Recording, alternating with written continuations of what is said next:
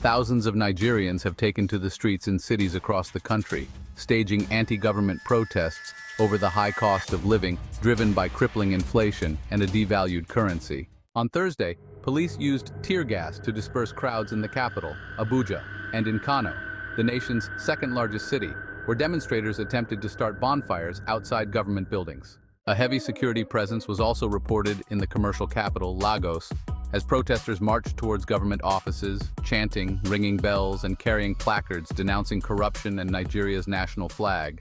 Many Nigerians blamed the cost of living crisis on reforms introduced last year by President Bola Tinubu, who canceled a popular fuel subsidy and took steps that devalued the naira. Activists had been calling for nationwide protests for weeks, inspired by the recent demonstrations in Kenya that forced that country's president to withdraw proposed tax increases. Organizers in Nigeria said the protests aim to address both economic hardships and long-standing systemic issues, such as corruption and press freedom.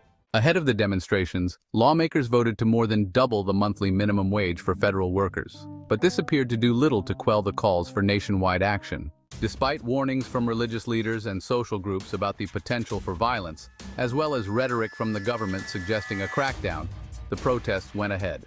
The Inspector General of Police had cautioned that self-appointed crusaders and influencers were mobilizing protesters to unleash terror, but the demonstrations remained largely peaceful, if met with a heavy-handed police response.